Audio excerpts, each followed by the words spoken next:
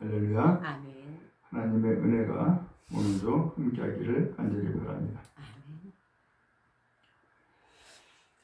이 로마 교회 성도는 유대인과 이방인으로 구성되어 있다라고 했죠. 그러다 보니까는 유대인들은 어려서부터 율법을 들어왔고 가르침을 받아왔어요. 그러다 보니까는 율법에 대한 지식이 남달랐고 또 심지어는 율법을 가르칠 수 있는 지경까지 이르렀어요. 그러다 보니까는 이방 사람인 다른 교인들을 볼 때에는 저 사람들은 내가 가르쳐야 돼. 저 사람들은 율법은 몰라. 저 사람들은 하나님의 선택을 받지 못한 사람들이야. 이러한 시각으로 교인들을 대했던 것이죠. 더 나아가서 이 로마 교회 성도들은, 유대인들은 어려서 또 할례를 받았어요. 그러다 보니까는 우리는 할례 받았는데 저 사람들은 할례를 못 받았어 라고 하면서 어떤 차별의식 혹은 우월의식 이런 마음을 가지고서 신앙생활을 한 거예요. 그러니까는 교회 안에 자연스럽게 갈등이 생길 수밖에 없고 또 그들이 정말로 복음을 알지 못하고 복음을 듣지 못한 가운데서 신앙생활을 하다 보니까는 신앙생활이 율법주의로 흐를 수밖에 없는 거예요.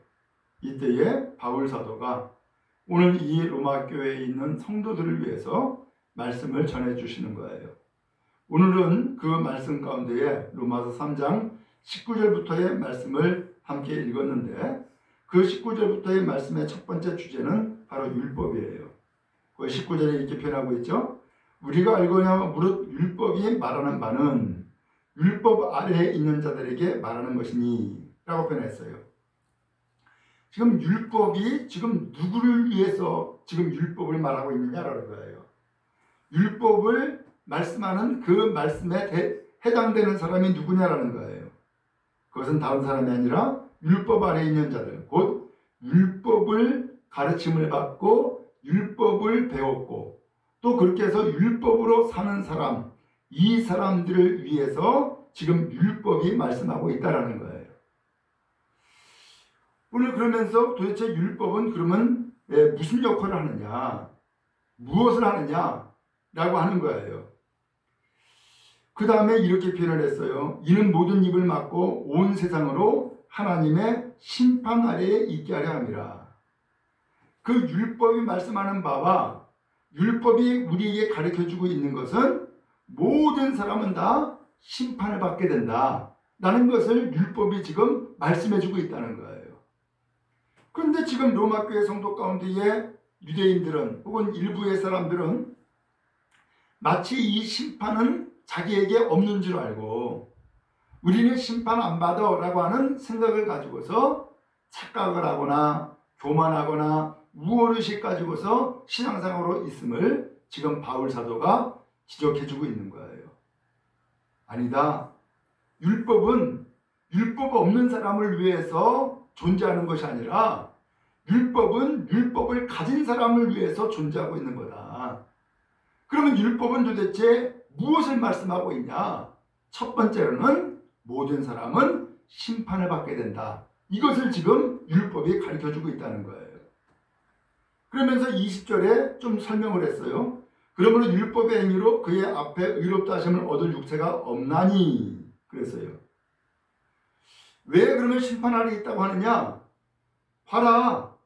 율법을 지킴으로 하나님 앞에서 나 의롭습니다 라고 할 수 있는 사람이 있냐라는 거예요.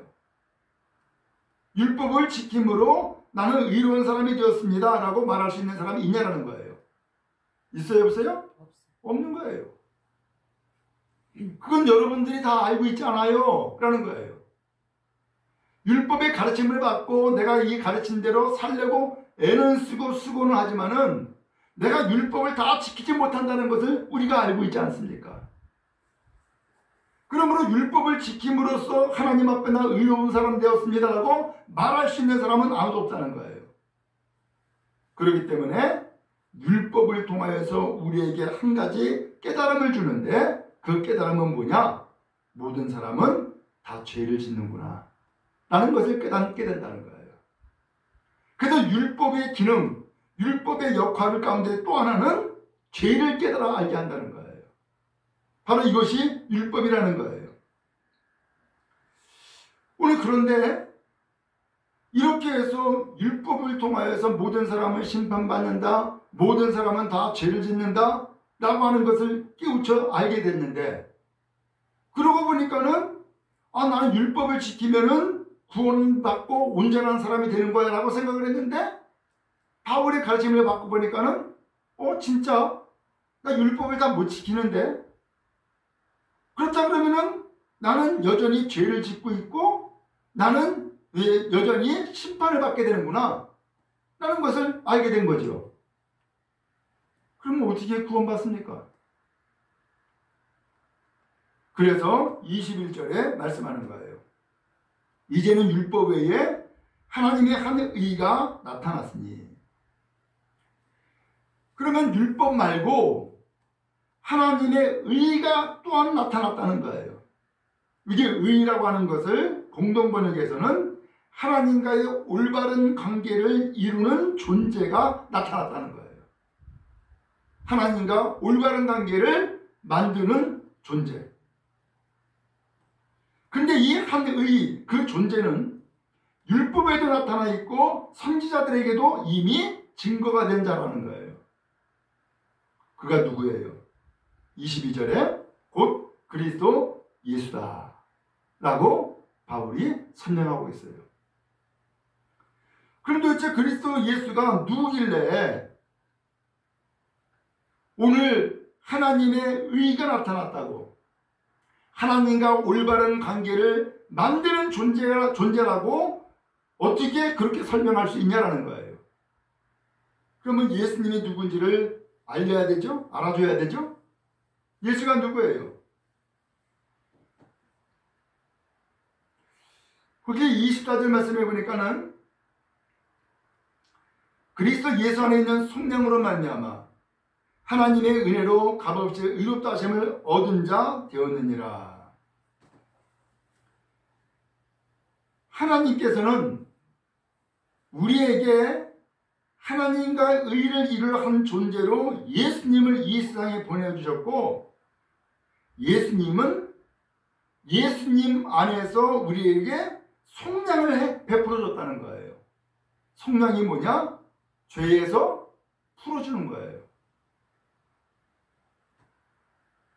그래서 죄에서 풀어줌으로써 하나님의 은혜로 아무런 대가 없이 우리는 의롭다 하심을 얻는 사람이 되어진 겁니다. 하나님과 드디어 올바른 관계를 가질 수 있게 된 겁니다 라고 하는 거예요. 하나님과 오늘 우리의 관계에 의를 이루지 못했던 요인이 뭐예요? 바로 죄이죠. 근데 이 죄의 문제를 아무리 율법을 지키고 행동을 해도 이 죄의 문제를 해결할 수 있는 길이 없었는데, 그리고 오히려 그 죄 때문에 심판까지 받게 되었는데, 하나님께서는 율법이 아닌 새로운 길을 우리에게 열어주신 거예요. 그 새로운 길이 누구냐? 예수님인데, 그 예수님이 우리의 죄값을 다 풀어줌으로써, 죄의 값을 다 해결해 주심으로 하나님 앞에 의로운 사람이 되었다, 하나님과 올바른 관계를 이룰 수 있게 되었다라고 성경이 선언하고 있다는 거예요. 그러면 그 예수님은 도대체 무엇을 하셨길래 우리를 속량하셨고 하나님 앞에 우리를 의롭다 하심을 얻게 해주었을까? 25절에 이렇게 표현했어요. 이 예수를 하나님이 그의 피로써 믿음으로 말미암은 화목제물로 세우셨으니, 그랬어요. 하나님 앞에서 우리가 죄를 해결하기 위해서는 하나님 앞에 나아가 제물을 바쳐야 된단 말이죠. 화목제물을 바쳐야 되는데, 이 화목제물은 또 다른 표현으로는 속죄제물이죠. 죄를 속하는 제물을 바쳐야 되는데 그 제물은 날마다 바쳐도 소용이 없는 거예요. 왜? 또 죄를 지으니까. 그리고 영원한 속죄가 되지 않으니까. 그런데 영원한 속죄를 이루실 제물로 누구를 세우셨느냐? 예수님을 세우셨다는 거예요. 예수님은 그의 피, 바로 이 피로서 속죄제물이 되셨다라고 말씀했어요. 그러면 그 피가 뭐예요? 곧 죽음을 얘기한 거예요. 예수님이 친히 화목제물이 되어주셔서 하나님 앞에 바침받아졌고, 그래서 그 예수님이 오늘 우리의 죄를 다 제물이 되셔서 갚아주셔서 오늘 우리는 그 예수님 때문에 우리는 죄는 씻음을 받았습니다. 속죄함을 받았습니다라고 고백할 수 있게 됐다는 거예요. 그것을 어떻게 생각하느냐, 어떻게 받아들였느냐? 믿음으로 말미암는.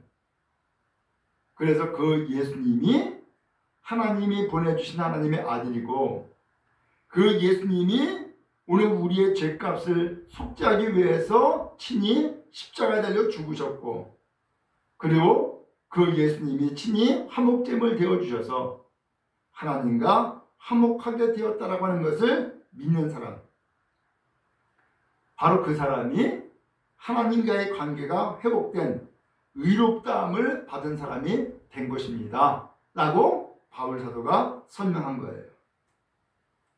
그 다음에 25절 중간에 보니까 이는 하나님께서 길이 참으시는 중에 전에 지은 죄를 간과하심으로 자기의 의로우심을 나타내려 하심이니. 하나님은 지금까지 우리가 죄를 짓는 것을 계속해서 참고 참으셨어요. 그런데 이제 예수님이 오심으로써 우리의 죄를 너그럽게 용서해 주신 거예요. 왜? 예수님이 친히 제물되어서 그 피로 속죄제를 이루셨기 때문에 오늘 그 예수님 때문에 오늘 우리를 봐줬다는 거예요.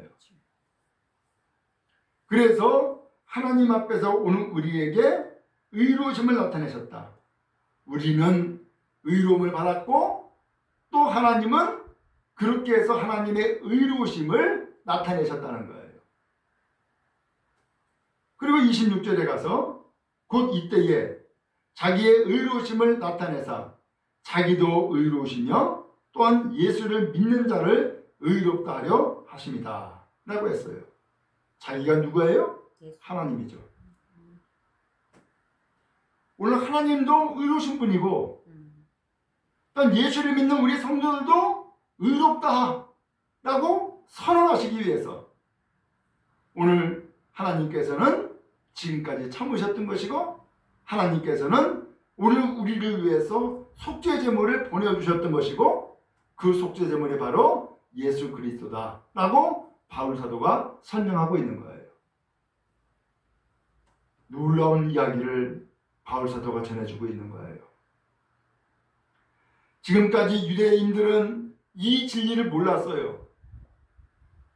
지금까지 이 유대인들은 우리는 율법을 가르침을 받았어. 우리는 하나님의 말씀 율법을 받은 민족이야. 우리는 세상 모든 사람들은 다 할례 받지 않아도 우리는 할례 받은 민족이야. 그러면서 자부심을 가지고 있고 우리만 구원받았다고 생각을 했고 이 유대인 외에는 구원이 없다라고 생각을 했는데 바울 사도는 그러한 잘못된 생각을 가지고서 신앙생활하고 있는 이 성도들을 오늘 이 말씀을 통해서 깨우쳐주고 있는 거예요. 여러분 율법을 가지고 있다고 자부심 가지고 있었죠? 율법이 여러분들을 의롭게 했습니까? 아니었죠? 율법을 잘 지킴으로써 의롭다함을 얻을 육체가 있었습니까? 없었죠? 그럼 도대체 율법은 왜 있는 겁니까? 율법은 죄를 깨닫게 하는 겁니다. 율법은 그 죄로 인하여서 우리 모든 사람이 심판 아래에 있다는 것을 알려주는 것입니다. 그렇다면 우리가 어떻게 하면 하나님과 올바른 관계, 의로운 관계를 이룰 수 있습니까? 그건 사람의 힘으로 되는 게 아닙니다. 하나님께서 우리에게 은혜를 베풀어 주셔서 우리의 죄를 깨끗하게 씻고 용서하실 속죄제물을 이 세상에 보내주셨는데 그 속죄제물이 바로 예수님입니다.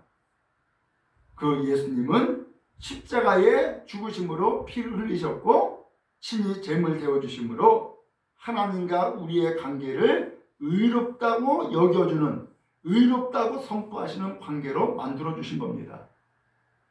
그래서 우리들은 그 예수님을 믿으면 그 예수님을 오늘 우리가 하나님께서 은혜로 예수님을 우리를 구원하시기 위해서 보내주셨구나 하는 것을 마음 가운데 받아들이면 오늘 우리는 하나님 앞에서 의롭다함을 받고 하나님도 오늘 우리를 향하여서 의로우신 분이구나 하는 것을 깨달아 알도록 하기 위해서 하나님께서는 이런 놀라운 은혜를 베풀어 주신 것입니다 라고 설명을 한 거예요. 그리고서 27절에 가서 그런즉 자랑할 데가 어디냐? 있을 수가 없느니라. 무슨 법으로냐? 행위로냐? 아니다. 오직 믿음의 법으로니라. 그러면 여러분 의롭다 하심을 받은 것에 대해서 자랑할 수 있습니까? 아니, 자랑할 게 없네요. 법을 잘 지켜서 법을 잘 알아서 의롭다 받았습니까? 아니네요. 혹은 율법을 잘 지킴으로써 의롭다함을 받았습니까? 아니네요. 그러면 무엇으로 여러분들은 의롭다함을 받는 것입니까? 오직 그 예수님을 믿는 믿음의 법으로 의롭다함을 얻는 것입니다 하면서 믿음을 이야기한 겁니다. 그러면 28절에 사람의 의롭다 하심을 얻은 것은 율법의 행위에 있지 않고 믿음으로 되는 줄을 우리가 인정합니다. 우리가 깨달아 알았습니다 라는 거죠. 그러므로 오늘 성경은 우리에게 계속해서 무엇을 말씀하고 있어요? 율법의 행위가 아니라 믿음이다. 믿음이다. 이것을 말씀해 주고 있는 거예요. 그래서 오늘 우리가 자랑할 수 있는 사람이 아니고 오직 하나님 앞에 그 은혜를 받은 사람으로, 그리고 오직 그 예수님을 믿는 믿음의 사람으로 살아갈 수 있도록 주님께서 특별한 은혜를 우리에게 베풀어 주었다는 거예요. 그러므로 29절에 하나님이 그러면 유대인만의 하나님이냐? 아니죠. 이방인의 하나님은 안 되냐? 되죠.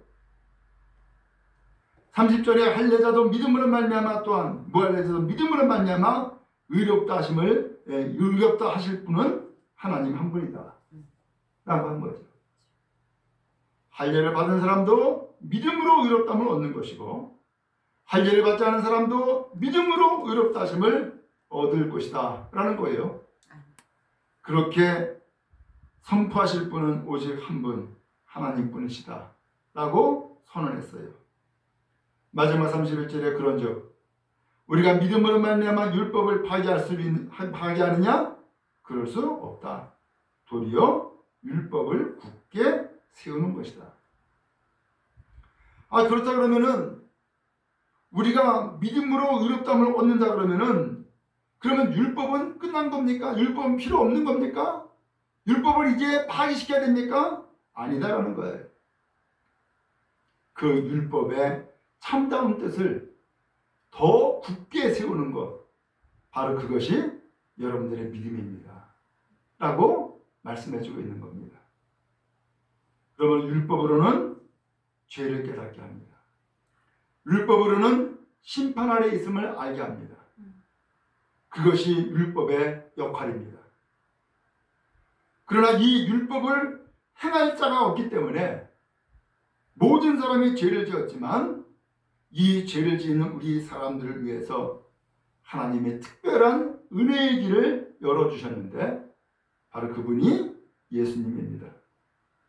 예수님은 우리의 죄를 속하기 위한 제물이 되어주셨고 또 예수님은 친히 십자가에 죽으심으로 그 피로 그 죽음으로 오늘 우리를 죄를 속량하셨습니다. 그리고 우리는 그 예수님이 나의 죄를 위해서 십자가의 제물 되셨음을 믿음으로 오늘 하나님 앞에서 의롭다함을 인정받는 믿음의 사람이 될 수 있었던 것입니다. 그러므로 구약의 율법에 의하면 유대인의 하나님으로 끝날 수밖에 없는 상황이었지만 바울 사도가 오늘 이 성경을 통해서 알려줌으로써 하나님은 이방인의 하나님, 오늘 우리의 하나님이 되어주셨음을 선포한 겁니다. 그 하나님이 바로 오늘 우리가 부르는, 오늘 우리가 믿는 하나님입니다. 그 하나님을 더욱더 잘 섬기고 또한 그 하나님의 아들 예수님을 더욱더 믿고 의지함으로 주의 의를 이루는 귀한 성도 다 되어지기를 주님의 이름으로 축복합니다.